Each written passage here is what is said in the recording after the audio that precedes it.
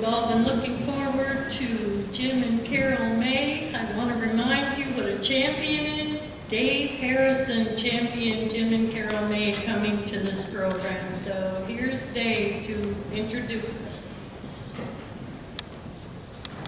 Well, we finally made it. And I say that advisedly.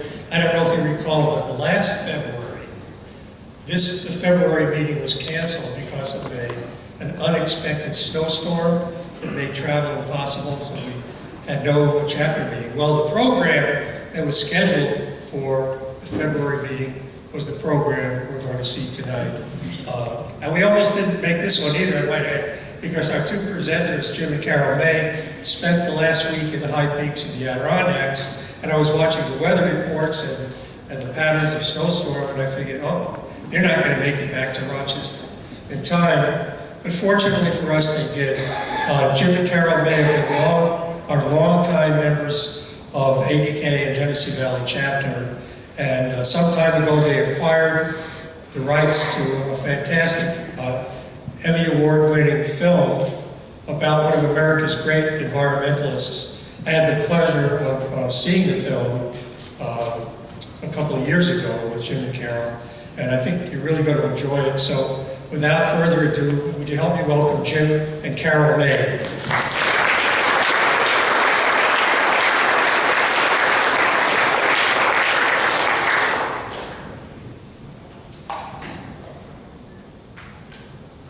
You don't get to go up there?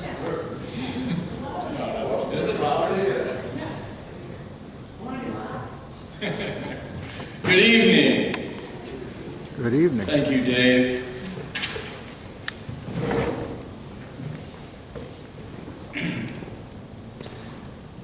There are two things that interest me: the relationship of people to each other and the relationship of people to the land. Aldo Leopold. Greenfire explores the life and legacy of conservationist Aldo Leopold. In tonight's presentation, we will look at how his land ethic philosophy lives on in the work of people and organizations dedicated to the preservation of wilderness and in coexisting with our natural world. And as members of ADK, that includes us. Carol and I have been blessed to live on 62 acres of beautiful farmland and wilderness for most of our marriage. We have been privy to both the land's subtle and bold changes, learning much from observing and interacting with the ebb and flow of the natural world.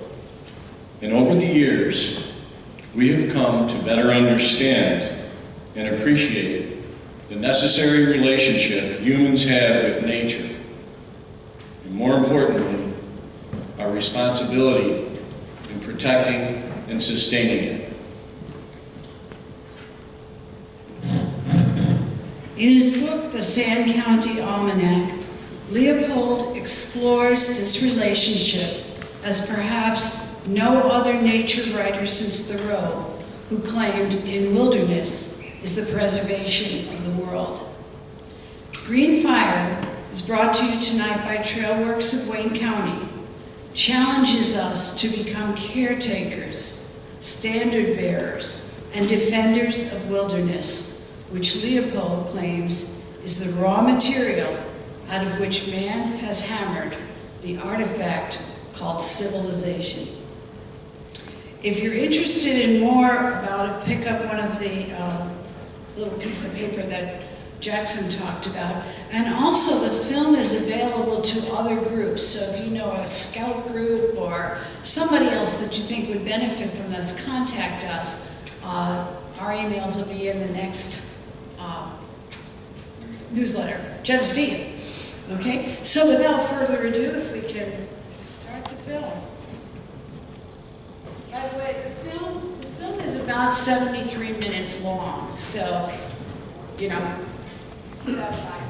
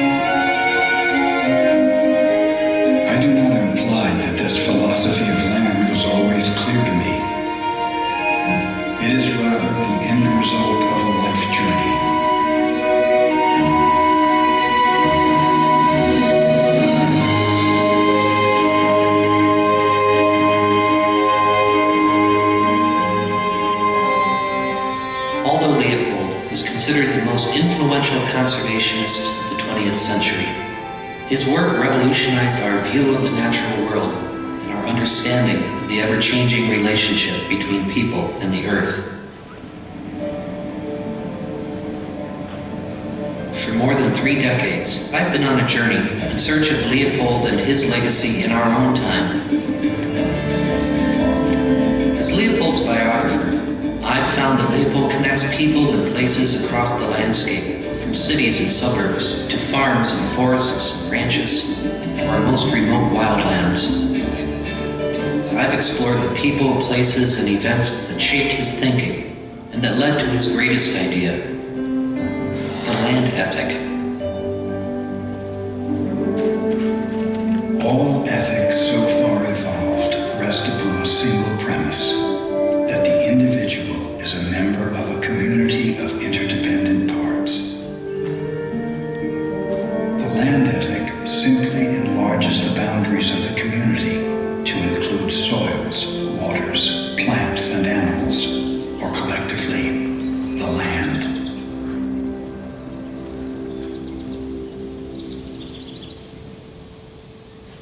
The land ethic is a result of understanding the interrelationships of the natural system. It's not something that Dad all of a sudden realized. It took him a lifetime to understand how interrelated we are with the natural system. And never did we have perspective on this until we finally grew up. Here, on a once-abandoned farm in the Sand Counties of central Wisconsin, the Leopold family made their own connection to the land. Since the publication of Leopold's book, A Sand County Almanac, this place has come to symbolize the effort to build a healthier relationship between people and nature. And now, all these years later, you get to see people coming from all over the world to visit.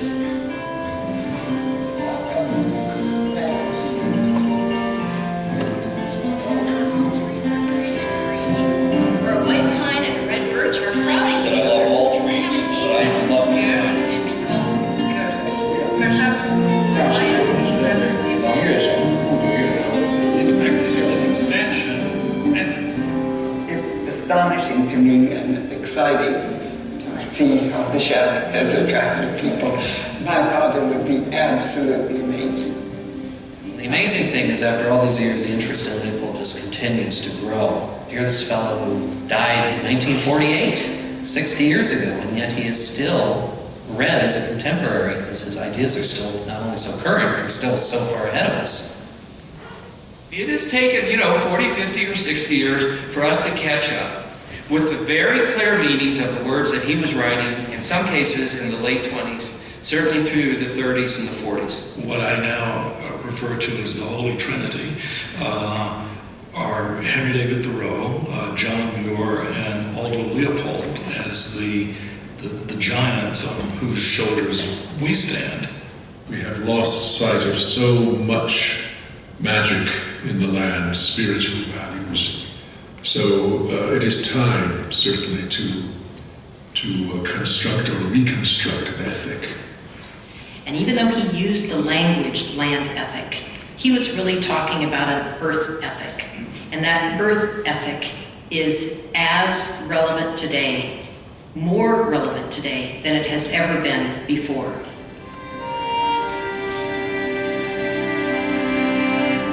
Leopold was a forester and a scientist, a teacher and a writer. But above all, he was a careful and deeply curious observer of the natural world. Dad took phenological records. He was recording the natural events of the season, the first blooming of plants, the arrival of birds, and so forth. And so, here am I, age 91, guess what I'm doing? I'm keeping phenological records. I keep track of about 350 items, which really is one way of monitoring climate change. It's a very, very critical time, and keeping phenological records is not only a great sport, but it does give us an idea of monitoring the changes in the climate. Leopold did not know about climate change change or the other pressing conservation issues we now face on a global scale. He did, however, observe firsthand the fundamental changes taking place on the American landscape during his boyhood in the late 1800s. Railroads were opening the West. The prairies of the Midwest were being plowed up. The pine forests of the lake states were being cut over, with the timber floated downriver and carried by rail to build the country. Man always kills the thing he loves, and so we, the pioneers, have killed our wilderness. Some say we had to. Be that as it may, I am glad I shall never be young without wild country to be young in. Leopold was born in 1887, here along the Mississippi River in Burlington, Iowa, where the railroad and the river, the two great axes of American development, came together. Aldo was raised in this environment here, where there was plenty of opportunity for wandering around and experiencing things and discovering things. But that was just half of it. The other half was that he had parents that pushed him out there, encouraged him to go out there and use that youthful imagination. Aldo Leopold's mother, Clara, encouraged his observational skills, his writing, and his aesthetic sense. She was a great appreciator of the opera. It was one of her passions in life. And because binoculars were not so easily available for birdwatching at that point in history, Aldo borrowed her opera glasses. That was his first set of binoculars. At a very early age, Aldo was out here in the yard monitoring in his journals 13 different wren nests in this yard, which is a remarkable thing for an 11-year-old. He must have really picked that up from his father or others in the family. Aldo's father, Carl, he was a conservationist before there was such a thing as the conservation movement. Carl loved the outdoors. He loved to hunt. He loved to fish. He loved bringing his children into contact with that world. And as Aldo grew up as the oldest son in the family, Carl was the one who really taught him that what you do in the outdoors reflects your set of ethics, your sense of responsibility for the world that you exist in. It was Carl who helped to imbue his son with this ethic that would grow over decades into what we now call the land ethic.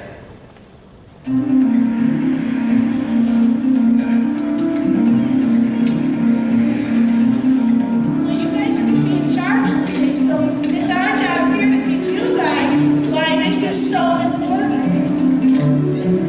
Our goal is to help children develop first-hand experiences with nature and a long-term appreciation of nature. So we hope to have students inspired by Leopold's land ethic the way that he was inspired. It can seem like a long way from the Sand County Almanac, published back in 1949, to the work you're doing here. But there really is an important connection, isn't there? The land ethic is alive and well in South Chicago. Welcome to University of the Air. Our guest is Kurt Miner. Thank you so much for having me. You know, I saw Aldo Leopold's birth date of 1887, and it came as sort of a shock just because he seems such a modern figure. Tell us about your sense of Leopold and his place in history. The aspect of Leopold that makes him unique in our history is how he connects us across those generations. Leopold came of age during the first wave of conservation in the early 1900s. In his career, he broadened conservation to embrace new fields of wildland protection, wildlife management, watershed restoration. His writings were to inspire the environmental movement, and now we're moving into a new phase. We don't know what this next, maybe post-environmentalism phase is going to be or what it's becoming, but Leopold is still right there in the middle. I think Aldo Leopold is the philosopher who stands between conservation and the modern environmental movement. I think he is perhaps the fundamental guiding light in development of modern conservation biology. One of the influences for me of Aldo Leopold was realizing that I wanted a life in conservation more than I was interested in a career in conservation. So the way it looks for me is living on a piece of land and caring for that land as best that I and my family can. People who say that they're students of Leopold or disciples of Leopold or influenced by Leopold, maybe it's our responsibility to look at the whole Leopold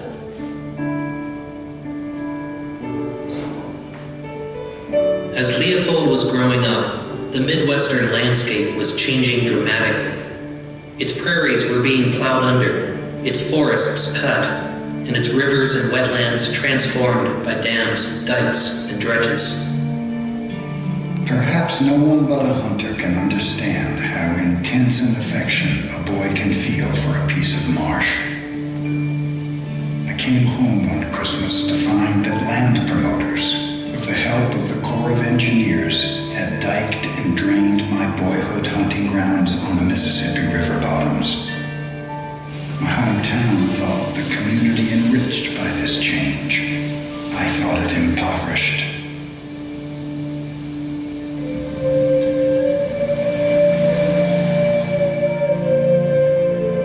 They lived at a time when the waterfowl along the Mississippi Flyway were being depleted. Market hunting was still an important force, and there was minimal concern about the decline of wildlife, such as the bison and passenger pigeon, which were headed toward extinction when Leopold was a boy. For one species to mourn the death of another is a new thing under the sun.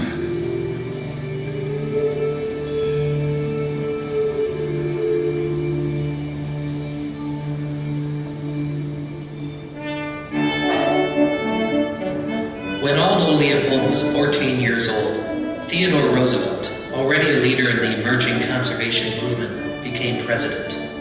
Along with his friends, the forester Gifford Pinchot and the naturalist John Muir, President Roosevelt made the conservation of natural resources and the preservation of wildlands a national priority. Back then, if you were a young person interested in conservation, there was really only one profession you could enter, and that was forestry, a field established in large measure by Gifford Pinchot. And so Aldo Leopold was part of that first generation of American foresters.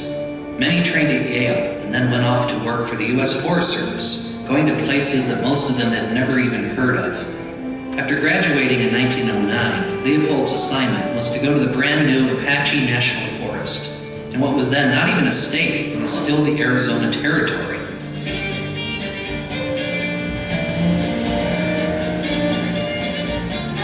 Well, he takes the railroad out to the Painted Desert in northeastern Arizona. He was what we would think of today as an early proponent of ecosystem management. The fact that I did burning and wanted to do more was a mystery to all my neighbors. And because I was the new kid on the block, they thought I was just too young and dumb to know any better, and they were scared I was going to sit there and answer fire. My real objective here would be to get it back to a open savanna like it was in 1850. I just kept burning, and people began to see that might work.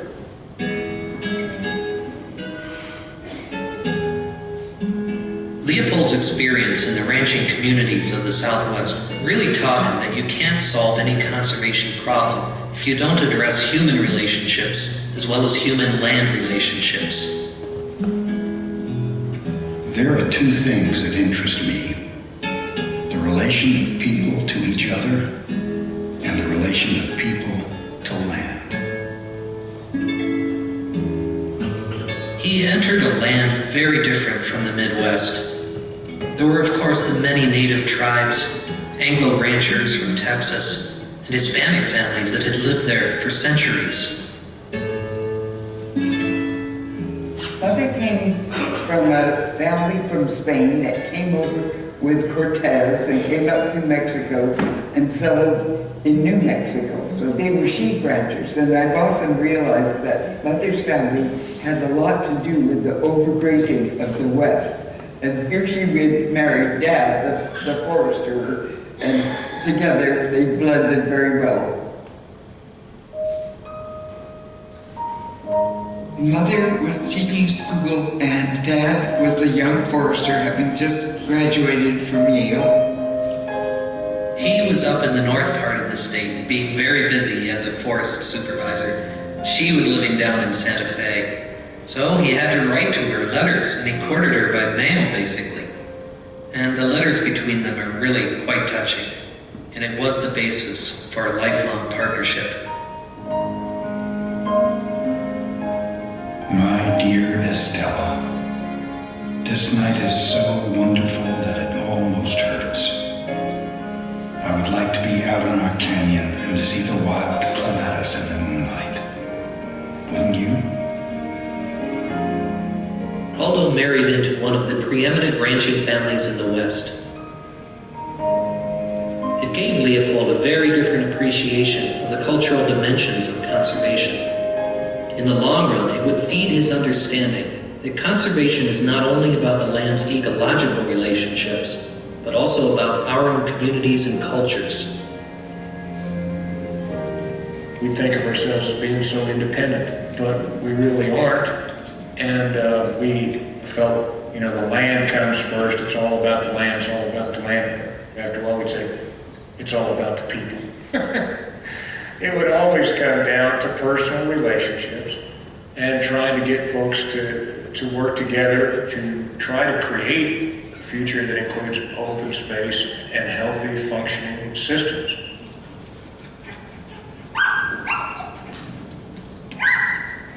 In terms of the land ethic, which I think is a beautiful phrase, and I think it's a more meaningful phrase to a landowner than just conservation or environmentalism. I think a land ethic is something that people can really get a grasp on and feel good about. Think of the valley you're leaving. Oh, how lonely and dreary it will be. Do you think of the kind of heart you're breaking? You have to be encouraged, I think, by seeing that these ideas about land health have begun to take hold. My conservation practices evolved. And the things that I've learned here is that a real steward of the land, he knows the history of his ecosystem. He understands his ecosystem. He manages his ecosystem holistically, and he shares that knowledge with other people. That's a real steward.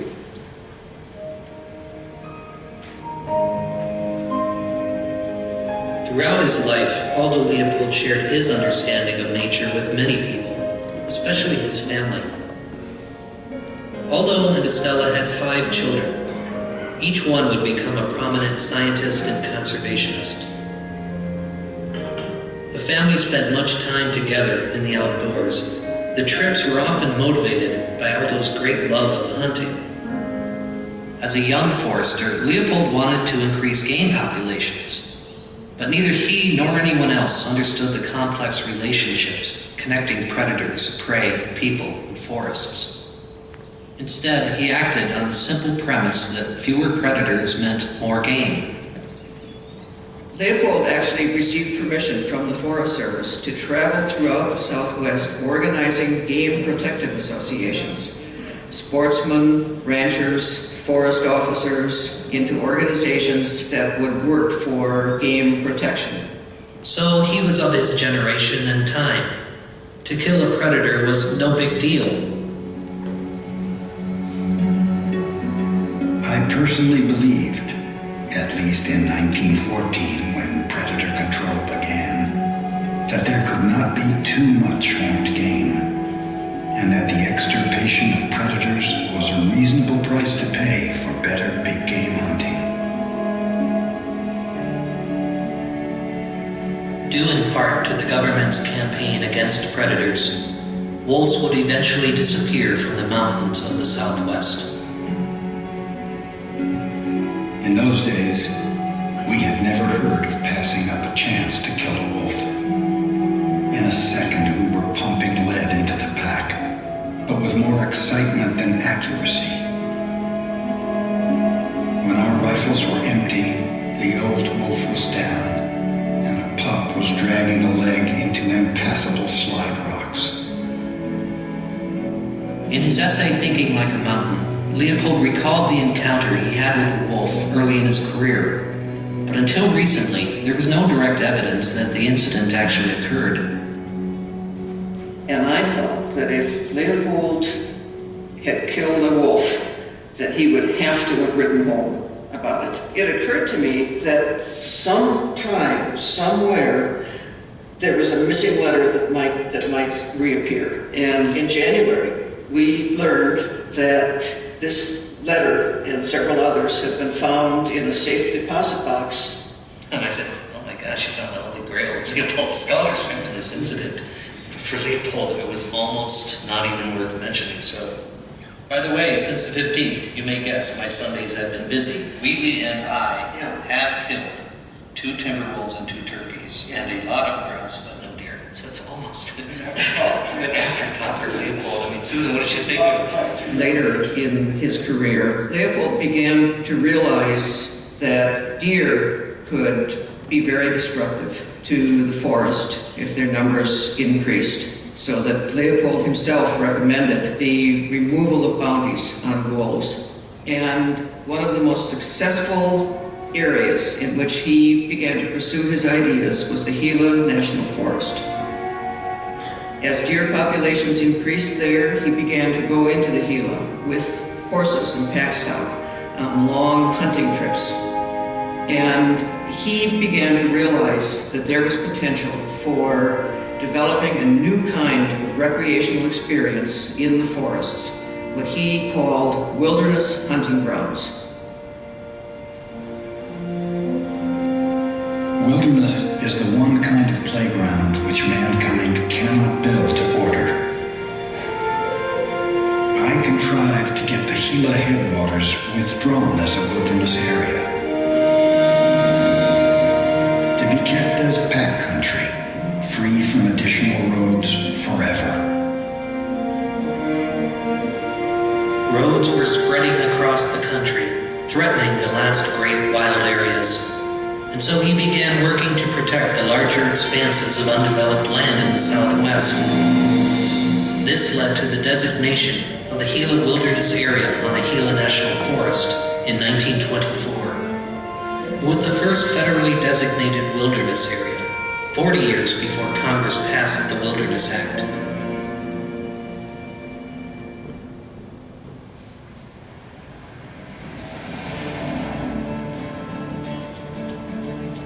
I first came here when I was a high school kid. I grew up not far from where we are. And I remember coming up here and looking at this place behind this chain link fence and saying, what is up with that place? It was this little postage stamp of a prairie here in the great expanse of Chicago's sprawling suburban landscape. And it was magical. It was magic because it was different. It was something mysterious about this little place. It was kind of a remnant of something that was once vast and inspiring. Now it's diminished, forgotten, but it's still here and still can provide that kind of inspirational connection for anyone who cares to understand what it's all about. Wildness, after all, is where you find it. It's not just in the wilderness. See, we're going to grow some carrots. Is everybody ready? Now these seeds are very small, and I want you to put 1 or 2 of those seeds in the holes, okay? Yes, in there for me. This is 3.5 acres here. And it wasn't always as pretty as it is now. Oh no, its history was a 35-year-old illegal dump site. And the community actually called this Dead Man's Alley because a few dead bodies had been dumped here in those 35 years. And so basically, there's so many things that are taking place in a former illegal dump site, you'll be amazed. We have a prairie, we have a wetland, we have a children's petting zoo, we have a Potawatomi Indian village, and we've got a Trump garden up here teaching people how to grow food. It's amazing what you can do in those little bitty spaces, trying to reconnect this community back to the land. And at the time where most of the country was abusing the land, abandoning the land, Aldo Leopold was saying, hold on, we need to understand that our community is less without that, and that our community is not strong without that land. We've got to protect it and hold on to it. The land ethic, this idea that we're part of a community that includes the land and the land includes us, doesn't matter where we are. Doesn't matter if you're in the most remote, wild place, or if you're in the heart of a big city like Chicago. Doesn't matter where you are. Doesn't matter. Nature is here. It's everywhere to be found. And we've got to really change the mindset of so many people, especially in urban environments, that are so disconnected from the land. I had the biggest argument with a student who argued with me where the eggs in our hen house came from. And I was showing him Henrietta, our head chicken layer, and he was saying, she didn't lay that egg. That egg came from Jules. I said, you mean the grocery store? He said, yeah, that's where it came from, the grocery store. I said, where do you think the grocery store got it from? And then he thought about it. He says, it came from the grocery store. There are two spiritual dangers in not owning a farm. One is the danger of supposing that breakfast comes from the grocery, and the other, that heat comes from a furnace. I think Leopold would have loved this, you know. He was all about trying to heal the connection between rural and urban, to get people to understand the need for wilderness, but the need for working rural environments. And I think today he would expand that to talk about the need for cities as well. Absolutely. In the late spring of 1924, Leopold made a major career move. He left the Southwest and returned to the Midwest, to Madison, Wisconsin, where he accepted a new position with the Forest Service at the Forest Products Laboratory. It was here in Madison where he and Estella would raise their family. Aldo Leopold lived here on the west side of Madison. And day to day, he actually lives a pretty urban life. You know, it may seem odd to a lot of people, but I'm there in large part because of Aldo Leopold. I started reading Leopold when I was in high school.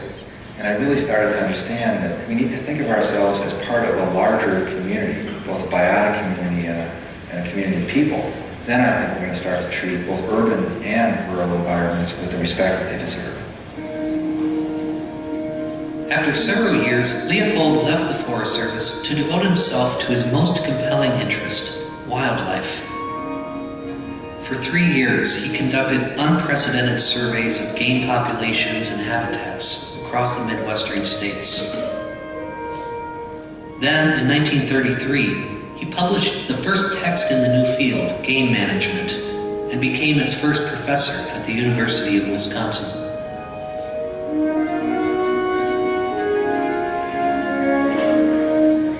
Well, for me, the moment that really opened up the doors to Leopold's life and work came one day when I was working down in the archives deep in the basement of the library in Madison, Wisconsin. And I found this particular box of paper. It was a collection of manuscripts that Leopold had left unpublished. And I slowly began reading this meticulously edited prose. My jaw dropped. I could not believe what I was reading. His insights were so profound. They were both timeless and contemporary. I have not been devoted to telling Leopold's story simply for its own sake. I've been most interested in how we can learn from Leopold, how we can take from his story things that are relevant to the challenges and opportunities of today. Appreciate it. Thank you so much. Really pleasure to meet you. Tremendous work of scholarship. Welcome. Thank you. I'm warning you, it's like my mother hasn't read it. We live in a time that sometimes seems completely overwhelming in terms of environmental change, even as our economic systems are also being shaken at their roots. We can learn a great deal by looking back on Leopold's work in the 1930s, another period of great social, economic, and ecological crisis. Those dark times of the Dust Bowl, Depression, and impending war were critical in Leopold's intellectual development.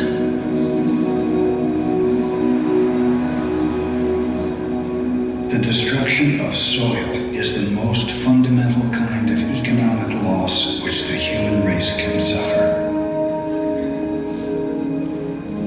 The upper Midwest was subject to massive soil erosion and watershed degradation. Many watersheds were terribly eroded. Farmers took notice when whole pastures or crop fields disappeared in a single storm. And so Leopold and a team of like-minded colleagues pioneered a radical new approach to conservation, working with all the landowners in a given watershed to heal the land. The first time they tried this was in western Wisconsin, in a place called Coon Valley.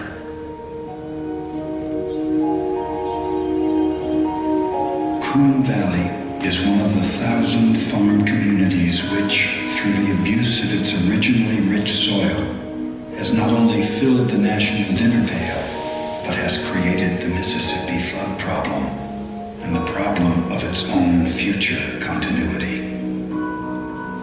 Here in this little valley, a revolution in conservation began.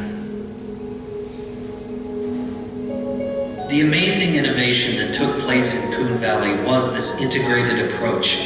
Hundreds of farmers joined the effort, working with specialists in agriculture, soil, water, wildlife, and forestry, and with the newly enrolled young workers of the Civilian Conservation Corps. Together, they created the very first watershed-scale conservation project in the nation. We tend to think of something as either public or it's private, and there's no overlap between them. Leopold started on the public land, the national forest lands and so on, but then came to realize the importance, after moving back to the Midwest, that there really was very little public land. And in fact, most of the productive land from a biological standpoint is really on private lands and not on public lands.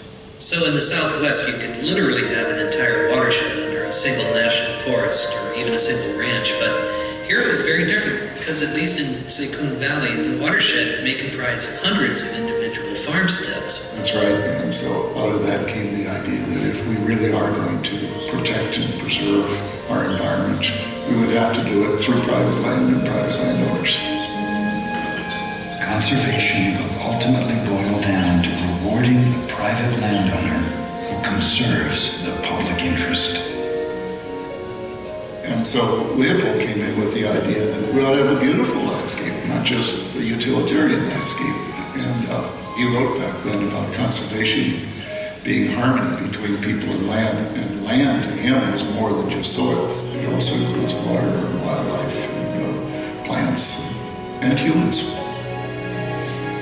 Just drive through Coon Valley today and see the beauty of the landscape. Through Leopold's ideas and many others that began back in 1933, we've been able to make that land much healthier again. When Aldo Leopold joined the university as a professor, part of the deal they worked out was that he would help develop this new idea of ecological restoration at the University of Wisconsin Arboretum. It's always amazing to me that he can look into the future without having a lot of role models to follow. He had this vision that we could rebuild on this site prairies, savannas, and forests that were here and rebuild them the way they were before European settlement. The time has come for science to busy itself with the earth itself. The first step is to reconstruct a sample of what we had to start with. That, in a nutshell, is the Arboretum. And they went out and foraged over the landscape and found small remnant prairies, collected sods, collected seeds, collected plants, and brought them here and established the species that used to be there.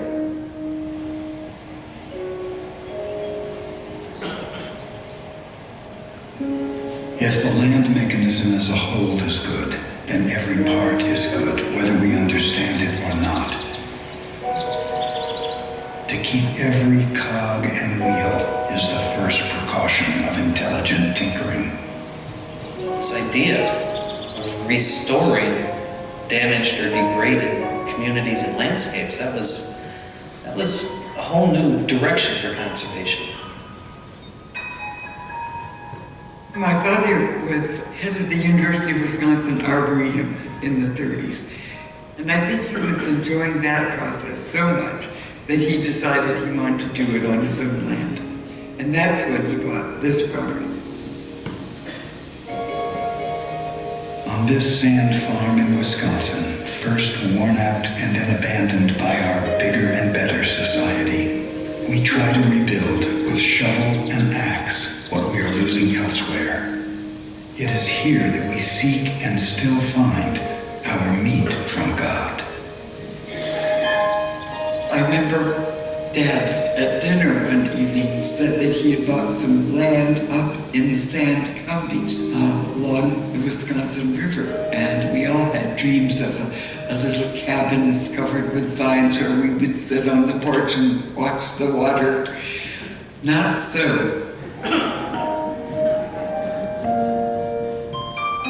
We finally got in to see this place, and it was corn stubble and cockleburrs as far as you could see.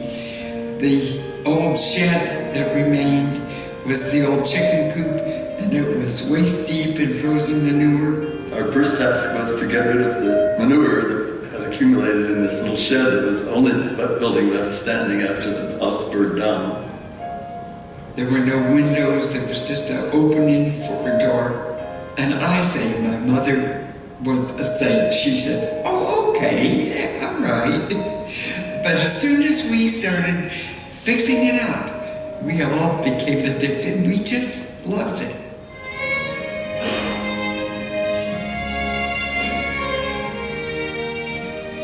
When my husband found this little place, which was a worn-out farm, he decided to buy it to see what could be done. The shack was as close to nothing as you could get, and still it was everything. It's where we learned to work, where we learned to be together, and to sing. It just pulled the family together.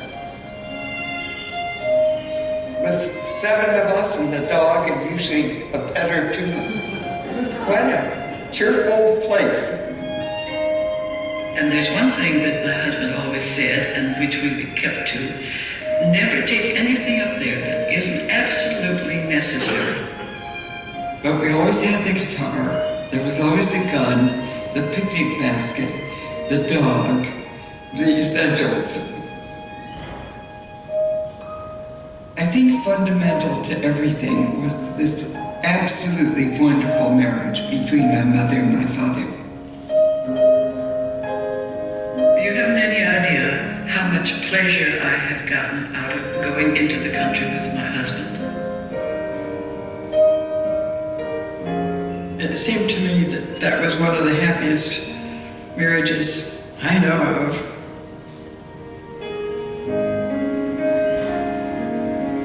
He'd say, your mother and I are going to the shack for the weekend. Anybody want to come? And of course we all wanted to come. And now I look at it as a kind of a metaphor of how one can find absolute happiness with the least amount of stuff. Like winds and sunsets, wild things were taken for granted until progress began to do away with them. Now we face the question whether a still higher standard of living is worth its cost in things natural, wild, and free. When Leopold came out to his shack by the Wisconsin River, there were no calls of sandhill cranes. He had to go deep into the Sand Counties, into the wilderness areas to find the last few birds that were left. He estimated back then there were only about 100 cranes in Wisconsin, and the whooping crane was practically extinct then. And he thought his marshland elegy was an elegy to the sandhill crane. It would soon disappear.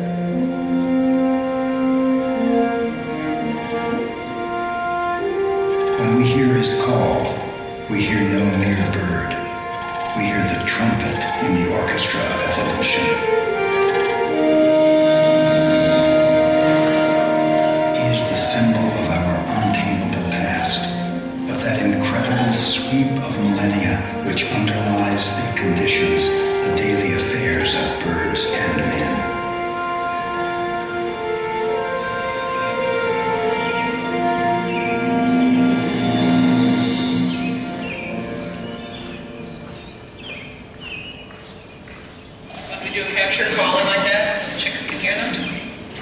Chicks will be about 6 weeks old.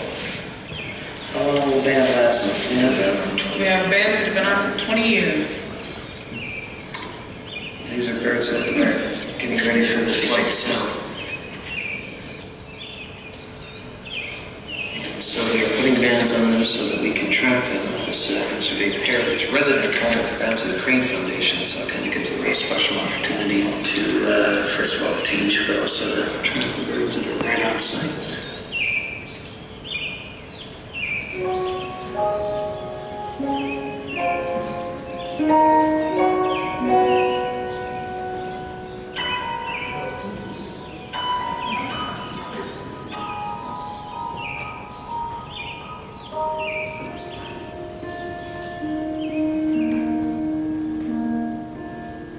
As an influential teacher, Leopold was among the first to bring students into the field to carefully observe wildlife.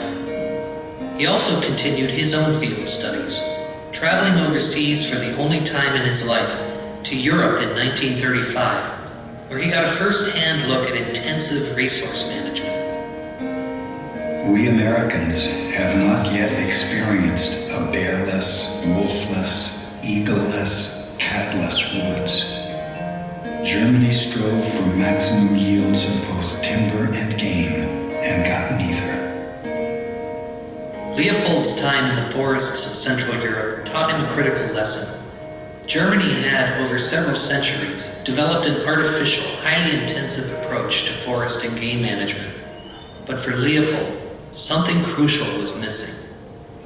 He made a trip in 1935 to Germany where he describes the slick, clean forest, or an agroforest. And one of the contrasts of that was his trip in 1936 and again in 1937 to the Rio Gavilan region of northern Mexico, a region that I have become familiar with in my own work.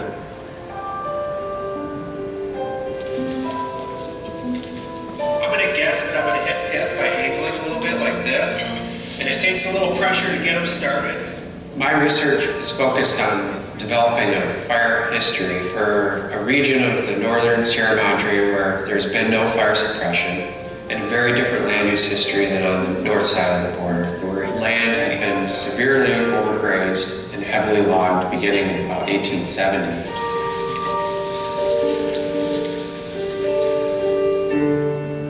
This is a pretty wild, remote piece of country, and I think it had a profound influence on Leopold.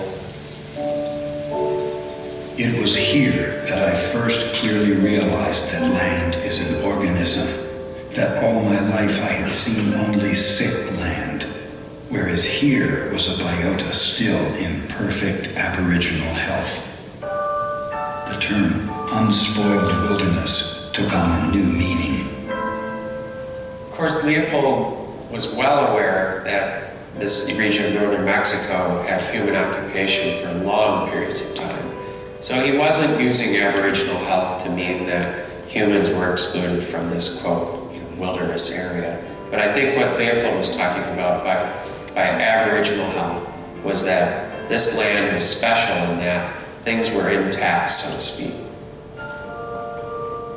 Land health is the capacity for self-renewal in the soils, waters, plants, and animals that collectively comprise the land. We're all Aldo Leopold's great-grandchildren intellectually, and I happen to be personally as well, but he's pointed us down an important path, and we'll be going down that path and finding our way for some time, I suspect, and that's a good thing. Leopold's travels led him to realize that wilderness must be protected, not just for its recreational and cultural value, but also for its scientific value. In his words, we need wilderness to serve as a land laboratory, a place to understand the land's ecological processes. During this period, Leopold joined forces with other leading conservationists to form the Wilderness Society, dedicated to protecting the wildest portions of the nation's public lands from rampant development. Eventually, the system of protected wilderness would embrace more than 100 million acres across the country. To those devoid of imagination, a blank place on the map is a useless waste. To others, the most valuable part. While Leopold fought to protect the spectacular public wild lands, he was equally conscious of the need to restore wildness and land health close to home.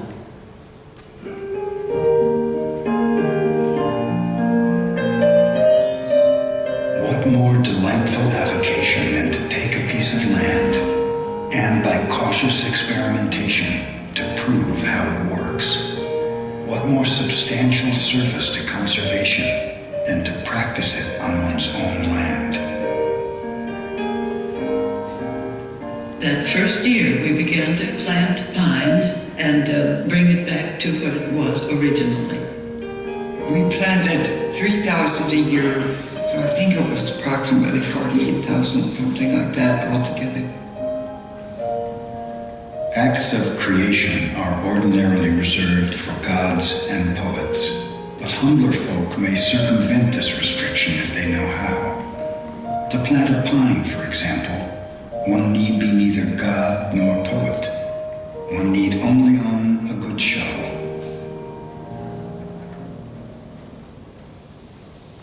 To come to this place today and see what it is as a result of Leopold's early efforts at restoration is truly remarkable. It's an inspiration to go back and think about the history of what Leopold accomplished here. It took decades for the science of ecological restoration to catch on and become a real endeavor that is now practiced in ecosystems literally around the world. Leopold's thinking is pertinent everywhere. It was very modern with regards of using science and the new emergent science of ecology for making decisions about managing the landscape. I think today Aldo Leopold's influence and his philosophies are more apparent and more of a guiding factor in land management agencies than they've ever been. And it took ecology to bring us back to this notion of communities, of things being deeply connected. And Leopold was the key translator of that idea in a sense. As the Second World War began, Leopold became concerned about the tragic human impacts of war, as well as the damage we can inflict on nature. Our tools are better than we are and grow better faster than we do. They suffice to crack the atom, to command the tides, but they do not suffice for the oldest task in human history: to live on a piece of land without spoiling it. This is an area where wolves have been reintroduced. It's been an ongoing process. There have been about 100 wolves reintroduced over the years, and about 52 at last count, occupying this country and the adjacent country over in New Mexico. We've got a ways to go in terms of building our wolf numbers up to what we refer to as ecologically effective population densities.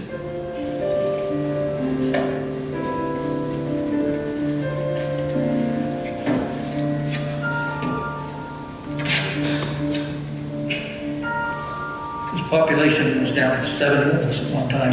Every Mexican wolf that's alive today in captivity or the wild can be traced back to 7 animals. So they were teetering on the brink of extinction. It was nearly there.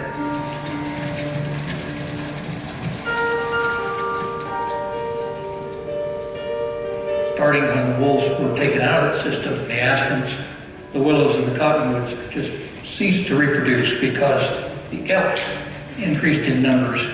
And that's one of the roles of wolves in ecosystems, is to control the elk population.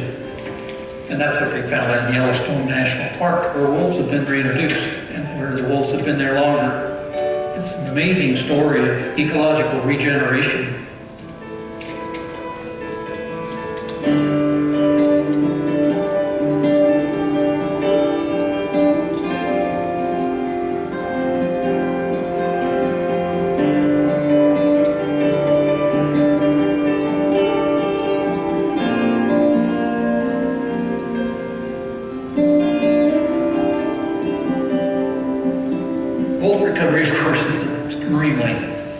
Controversial topic. So we need to find new ways to resolve conflict that that leave wolves on the ground, more wolves on the ground, so that we can get to that objective and help regenerate ecosystems. Conservation, without a keen realization of its vital conflicts, fails to rate as authentic human drama. It falls to the level of a mere utopian dream. Leopold understood that these are complicated issues. He understood that there was no simple solution. He himself contained so many different dimensions. He was a hunter. He was also a protector of wildlife and land. He was a forester who understood the need for, quote, wise use of timber and other forest resources. But he was also one of the great champions of protecting wildlands. All the complex tensions that were built into the conservation movement were there inside of Leopold. The amazing thing is that we could almost be seeing a wolf here any time because they're back. And they are nearby, aren't they? Yes, they are. There is a pack about 5 miles from here, and that's close in wolf terms. That means they could be anywhere near us at this point in time. Well, we may never know exactly where the wolf shooting incident happened, but we can feel pretty confident that it was very close to where we're standing. And for the record, it's almost exactly 100 years ago to the day that the incident happened here. That's correct. September. So he and his ranger, Mr. Wheatley, are both shooting, we presume. We don't know which fatal shots may have been whose, but the wolves are wounded, a couple are down. The ones that are surviving begin clawing their way back onto the talus slopes. Leopold comes up to the mother wolf and sees the green fire die right here.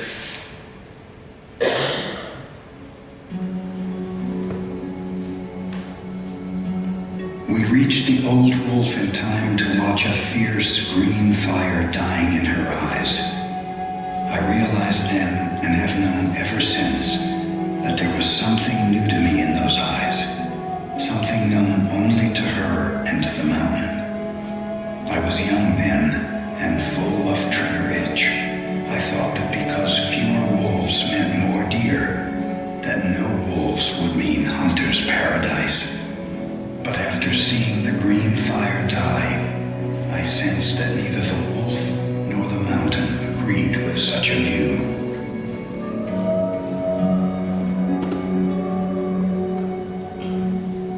In that one essay, that one moment when he saw the green fire, and that was a transformational moment in his individual life, and it also suggests a transformational moment in our movement, if we're willing to change ourselves.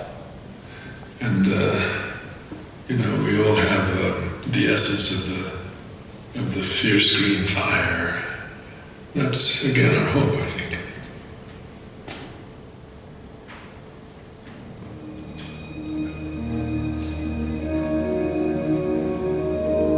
The fierce green fire Leopold saw in the eyes of the dying wolf would come over his lifetime to signify far more than one creature's passing, than one person's experience. In remembering that fateful moment, Leopold bore witness to the deep history of the mountain, the fullness of its community of life, and the complicated and changing role of people within it. For Leopold, the encounter with the wolf was an early turning point along his own trail.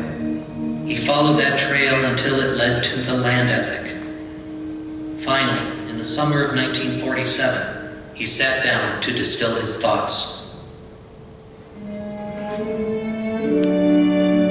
Examine each question in terms of what is ethically and aesthetically right, as well as what is economically expedient. A thing is right when it tends to preserve the integrity, stability, and beauty of the biotic community. It is wrong when it tends otherwise. The land ethic was the end result of a long process of experience and reflection. In many ways, it was the culmination of his life journey. These are Leopold's field journals. He began them in 1917 when he was still in the Forest Service and living in the Southwest. These aren't his professional journals. These are his more personal records of his own time in the outdoors, And almost any time Leopold was outside, the next thing he would do was come home and write about it. On a given day, he would note the weather, what he saw, phenology, first and last blooms of flowers. This is just 2 nights before he would pass away, actually. In fact, over here we have things that were on him when he suffered the heart attack that killed him while he was fighting a fire. This is actually materials that were in his pocket that were singed during that fire. This is actually the final entry in Aldo Leopold's field journals, April 21st, 1948.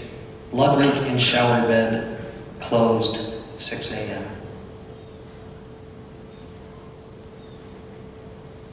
My father was at the shack with Mother, always.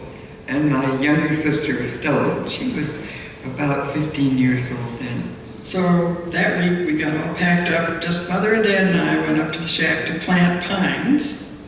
And of course, that was the very week when the neighbor's fire was a calamity for us. And the farmer adjacent to us was burning brush, and the fire got away from him. So Dad, Mother, and Stella decided they would go and help this farmer fight the fire. And each one went in a different direction. And all of a sudden, I guess the fire was out, and Dad was nowhere to be seen. I went out into the marsh, and I saw a man coming down the hill, coming toward me, and I had this sinking feeling. And he came all the way across the marsh, and when he got to me, and I said, "Something's wrong," and he said, "Yes, your father's sick." And I said, "It's worse than that, isn't it?" And I just knew.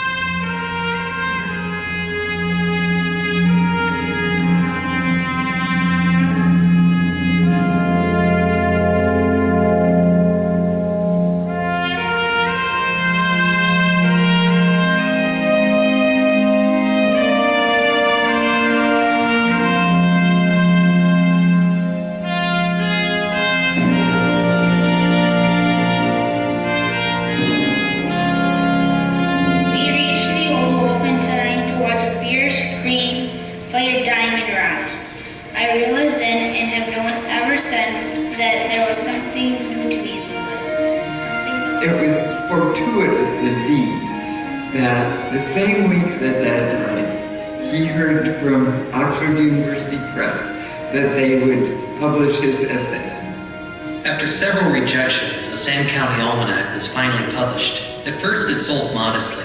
It took decades for it to become, as some would say, the Bible of the environmental movement. It would sell in the millions. His writing was so deep and so layered that you can find something new each time you pick it up. Now I read it at least once a year on my birthday just to see what I've learned.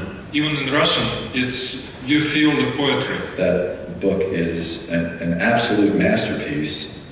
It's so simple, but that's only the construction, because the thinking behind it is so deep. I had the pleasure of reading this book, Sand County Almanac, about 25 years ago. So pleased to be with you this morning. Thank you for the honor. So we're going to share the reading in February. Aldo Leopold left a huge legacy, obviously, but there are certain parts of it that are enduring, that are timeless, if you will, that really are never going to lose their usefulness. And I remember one day I was at the shack with Estella Leopold and her mother on Easter Sunday, 1969. And we heard a sound that was unlike anything I had ever heard. It was an extraordinary thrill. And I had never heard that sound before in my life, but somehow I had heard it in my imagination because Leopold had described it as this primordial bugling. The sandhill cranes had come back to Aldo Leopold's marsh. Our ability to perceive quality in nature begins, as in art, with the pretty. It expands through successive stages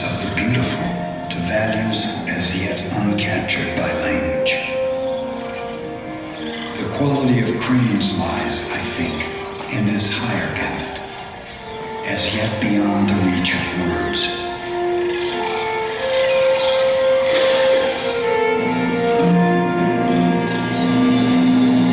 Thanks to Leopold and to so many who have followed him, sandhill cranes have rebounded dramatically.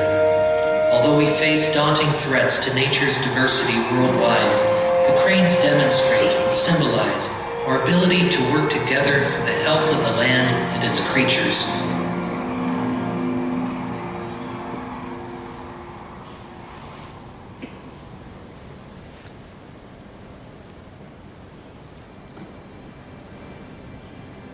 Leopold's legacy endures because he is asking the fundamental questions of our relationship to the earth, to other forms of life, to the communities in which we live.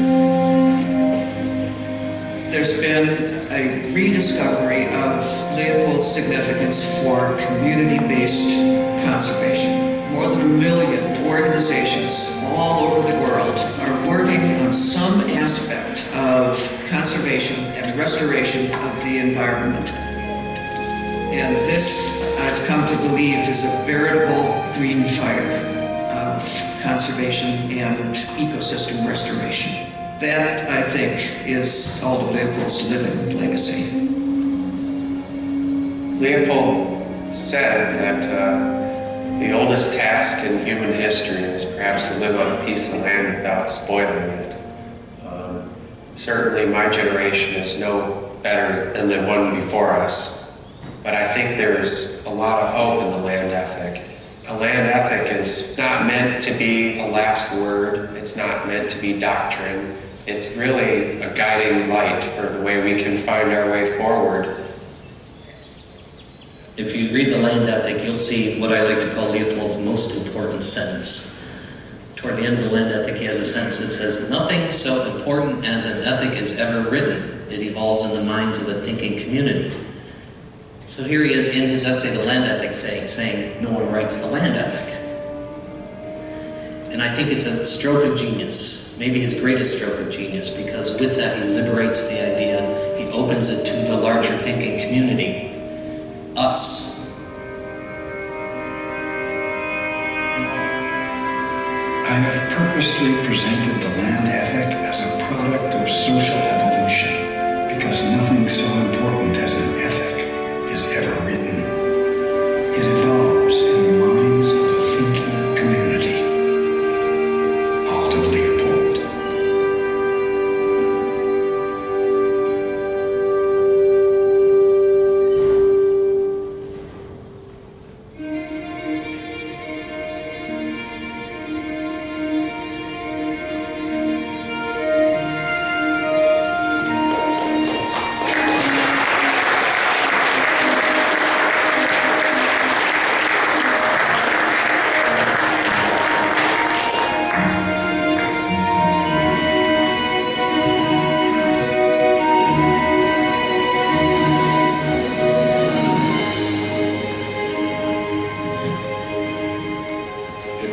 Yourself a copy of Sand County Almanac. You can easily read it month by month. It takes a year to read it. And believe me, it will truly change your life. What is in here is so simple and so beautiful and so practical. And in a way, that's what ADK stands for as well. Thank you very much. If you want more information on the Leopold Society, check out the table. Jackson has those websites. Carol and I will hang around if anyone has any questions, but it was a long movie. Drive safely. See you next month.